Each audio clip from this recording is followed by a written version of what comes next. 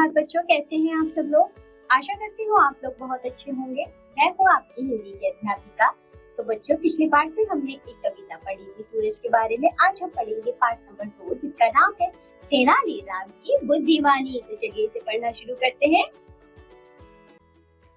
तेनालीराम विजयनगर के राजा कृष्णदेव राय के राज दरबार के एक सदस्य थे। वे अपनी हंसी मजाक की बातों में राज दरबार से राजा सहित सबका मनोरंजन करते थे। वास्तव में तेनालीराम हंसी मजाक के साथ साथ बहुत ही चतुराई और बुद्धिमानी भरी बातें भी करते थे। जब राजा तेनालीराम की किसी बात से प्रसन्न होते तो उन्हें हीरे मोती आदि बहुमूल्य इनाम देते। तो बच्चों, जब राजा जो है तेनालीराम की किसी बात से खुश हो जाते थे तो उन्हें बहुत सारे हीरे मोती इनाम में दे दिया करते थे। इस प्रकार तेनालीराम बहुत धनी हो गए। एक दिन कुछ लोग तेनालीराम के घर में चोरी करने के इरादे से उनके घर के आसपास चक्कर काटने लगे। तेनालीराम की पत्नी ने उनको देख लिया। शाम को जब तेनालीराम घर पहुंचे तो उन्हें पत्नी ने बताया। तो बच्चों, तेनालीराम इस तरह बहुत धनी हो गए थे, राजा के साथ रहकर राजा से इनाम पा पाकर। तो उन्हें दोनों को लगा तेनालीराम के घर में बहुत धन है, तो चलिए चोरी की जाए। आज शाम के समय से ही उनके आसपास बहुत सारे लोग घूमने लगे। राजा की पत्नी को बच्चों बहुत ज्यादा शक हो गया। अब देखिए जरा क्या होता है। पत्नी बताती है तेनालीराम को, आपकी संपन्नता से लोग आपसे ईर्ष्या रखने लगे हैं। आज कुछ लोग हमारे घर के आसपास घूम रहे थे, हो सकता है कि वे चोरी के इरादे से आए हों। तो तेनालीराम कहते हैं, तुम घबराओ नहीं, इस समस्या का कोई उपाय सोचूंगा। अब तेनालीराम कहते हैं, क्या सेवक खेतों में पानी दे आए हैं? तो उनकी पत्नी कहती है, नहीं, खेत सूखे पड़े हैं। चोरों के डर से मैंने सेवकों को खेत पर नहीं भेजा। अगले दिन रात को किसी आवाज से तेनालीराम की नींद खुल गई। उन्होंने दरवाजे के पास जाकर झिर्री से झांक कर देखा तो 2-3 लोग घर के बाहर आपस में खुसुर-फुसुर करते दिखे। तेनालीराम समझ गए कि वे लोग चोर हैं। तेनालीराम ने अपनी पत्नी को जगाया और उसे उंगली के इशारे से चुप रहने का संकेत दिया। अब तेनालीराम चोरों को सुनाते हुए ऊंचे स्वर में अपनी पत्नी से बोले, अब तुम आराम से सो जाओ, मैंने अपने धन को बचाने का एक उपाय सोच लिया है। तो पत्नी कहती है, क्या?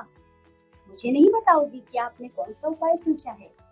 तो तेनालीराम कहते हैं, तो सुनो, सुबह तुम बड़ा संदूक खाली कर देना, कल मैं सारा धन और आभूषण उसमें भरकर खेत के कुएं में डाल आऊंगा। तो तेनालीराम की पत्नी कहती है, लेकिन ऐसे तो हमारा सारा धन पानी में डूब जाएगा। तो तेनालीराम कहते हैं, नहीं डूबेगा, कुएं में अधिक पानी नहीं है, जब जरूरत होगी निकाल लेंगे, तुम परेशान मत हो। तो तेनालीराम की पत्नी कहती है, अगर ऐसा है तो मैं आज चैन की नींद सो सकती हूँ। तेनालीराम कहते हैं, हाँ, तुम अब सो जाओ और सुबह उठकर संदूक जरूर खाली कर देना। तेनालीराम की पत्नी कहती है, ठीक है, मैं कर दूंगी, अब आप भी सो जाओ। चोरों ने जब यह सब सुना तो वे बहुत खुश हो गए। अगले दिन वे तेनालीराम के खेत में जाकर कुएं के आसपास पेड़ों के झुरमुट में छिपकर बैठ गए और तेनालीराम की प्रतीक्षा करने लगे। तेनालीराम एक संदूक में ईंट पत्थर भरकर उसे सेवक से उठवाकर खेत पर पहुंचे। सेवक कहता है, मालिक, इस संदूक का क्या करना है? तो तेनालीराम ने कहा, इसको उठाकर इस कुएं में फेंक दो। सेवक ने संदूक को कुएं में फेंक दिया और तेनालीराम की आज्ञा से वापस चला गया। कुएं महाराज, हमारा धन आपकी सुरक्षा में है, इसका ध्यान रखना, ऐसा तेनालीराम ने कुएं से कहा। इतना कहकर तेनालीराम वहां से चले गए। उनके जाते ही चोर बाल्टी और रस्सी लेकर तुरंत कुएं की जगत पर चढ़कर धड़ाधड़ पानी खींचने लगे। वे एक एक बाल्टी पानी खींचते और खेत में डालते जाते। चोर सारी रात यही करते रहे, पर पानी था कि समाप्त ही नहीं हो रहा था। पूरा खेत पानी से भर गया। सुबह होते होते चोर भी थककर चूर हो गए, लेकिन उन्हें धन का संदूक नहीं दिखा। वे थक कर वहीं लेट गए और उनकी आंख लग गई।